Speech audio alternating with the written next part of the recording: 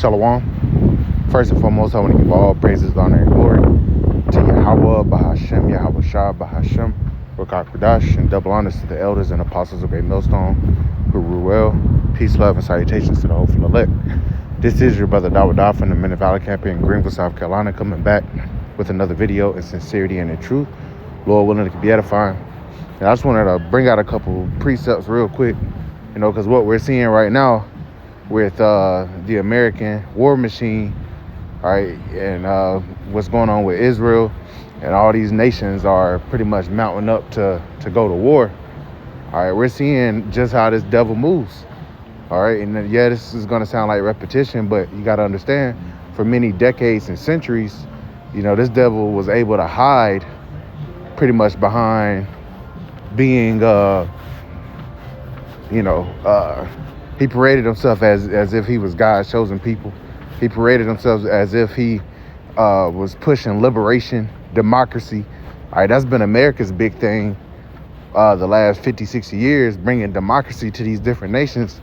And if you were just to pull up the maps of these different countries like Iraq, Afghanistan, Syria, Libya, and they said these different places were dictatorships and all that stuff. A lot of these places you'll see, they were beautiful. They were beautiful cities.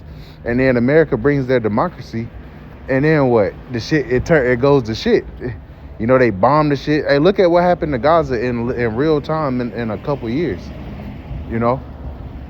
How it's damn near unrecognizable now. And Gaza was already the largest open air prison.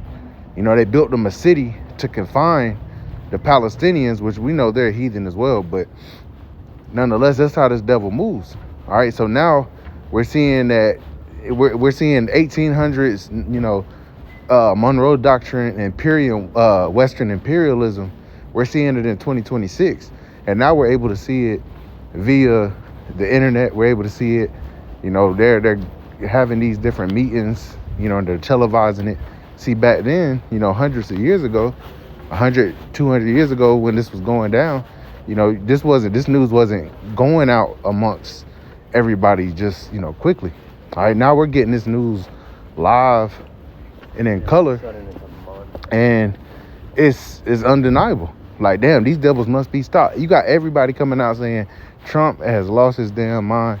All right, this cabinet, this executive cabinet under Trump, they're bloodthirsty, and people are starting to realize that, but the scriptures had already identified this devil for who he is and what he does. All right, and that's what he goes throughout the whole world, stealing, killing, raping, robbing, and murdering. All right, that's his devil. Now, he's done it behind Christianity. He's done it in the name of democracy. All right, but nonetheless, those different facades that he would come in the name of, they're starting to fail him. All right, in these nations, like the Lord said, he would make them small among the heathen and greatly despised. So that's what we're seeing. That's what we're actively seeing right now. We're seeing this devil has that scope on him, and these nations are starting to see that. All right, and again, the American war machine, they're just like saying, fuck it. We're bringing about war. So what's this Trump talking about all this peace for, man? He's talking about bringing peace, but he's attacking these different countries for their resources. All right, he speaks with a forked tongue, and that's, the scriptures line that up perfectly. So let's go ahead and get into it. Psalms chapter 55 and verse 21, it says, the words of his mouth were smoother than butter, but war was in his heart. See? So he can speak all smooth, and that's how this devil does, man. All right, and like brothers and elders and apostles have been saying, the most bloody men on this planet are the ones that wear suits and ties. All right? You'll see you'll see Putin pop out in his military outfit, but you don't see Trump and these other Western leaders, ever put any military fatigue on or anything, because they're all about just sending out, the young generation and the poor and shit, send their ass out to fight. All right, and they get to sit in their office, but it's starting with the power of their pens.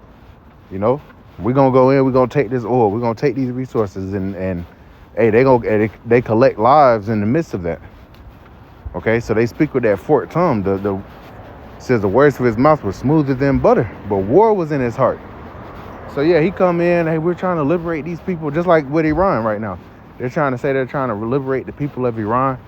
You know, but what is that bringing about? They're bringing. Hey, there's people dying over there.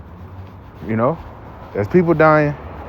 There's you know, you got skirmishes, you got riots going on, and you got Trump threatening to get involved with that. You know, so what is that going to bring? You know, that's going to bring about more chaos, more destruction, more division. So where's this peace that he speaks of? All right, because the devil can't bring peace. The Lord didn't create him to bring about peace. All right, it says his words were softer than oil, yet were they drawn swords. Exactly. You know, so yeah, he comes with that cool, that smooth ass speech. All right, but meanwhile, he's loading up the damn cannons, man. Loading up the missiles, loading up the infantry. You know, sending out war, you know, aircraft carriers and shit. That's what he did with Iran. He was over there doing months of damn negotiations just for, and was planning to bomb them the whole time. So America has shown that they can't be diplomatic. So these nations, like the Medes, like he speaks about in Isaiah the 13th chapter, which represents Russia. All right, they're not going to delight in silver and gold anymore. All right, you're not going to be able to make an economic amends with them. Okay, because on one end everybody's fighting for territory, but on the other end everybody's still trying to trade amongst each other and shit. You know, there's embargoes and sanctions, you know, being put on nations. Threats being made, if you keep dealing with this nation, we're going to cut you off and shit like that. That's what America's doing. And Putin came out and said that America doesn't want, you know, allies. It wants vassals. You know, it wants vassal states. All right. And they want Russia out the way. They want Iran out the way. They want North Korea out the way. They want China out the way. All right. But these nations, the Lord is raising them up against Esau. All right. The scripture says there's a time for war and a time for peace. We're in a time of war. All right, but this devil, once again, he speaks with that double tongue. You know, he's double-minded. You know, and the scripture says a double-minded man is unstable in all his ways. Hey, that's why it came out about Pete Hegseth's ass. You know, that he was possibly manic. You know, he's getting out here beating his chest, pounding his chest, trying to put Esau in that old imperialism spirit, man. All right, to go out and wage war. All right, and what does Esau like to attack the most? He likes to attack the women and children. All right, and he likes to be, you know, cunning about it. You know, and he's going to do that here with these ICE protests ramping up and shit like that. He got the Gestapo out here. All right, and he has everything he needs to fully take this place, man. And in a sense, he already has. All right, we just don't see the chaos in the streets because the people haven't really reacted yet. Okay. But these are the things that we're seeing, man. And this scripture, like, it highlights perfectly the conditions that we're seeing in the government, on the world stage. And all right, on one end, they're talking about diplomacy and everything like that. And on the other side of the coin, they're preparing their missiles. They're preparing their infantry. They're preparing their artillery. All right, they're preparing war because the Lord is preparing them for war. All right, the scriptures say, Revelation, it says the second woe was past, and behold, the third woe cometh quickly. So we're seeing the third woe being formulated. The lines are being drawn in the sand, sides are being chosen. All right, and eventually it's going to turn nuclear, but not before they crash this current system and bring about a new digitized system where they micro-see the population.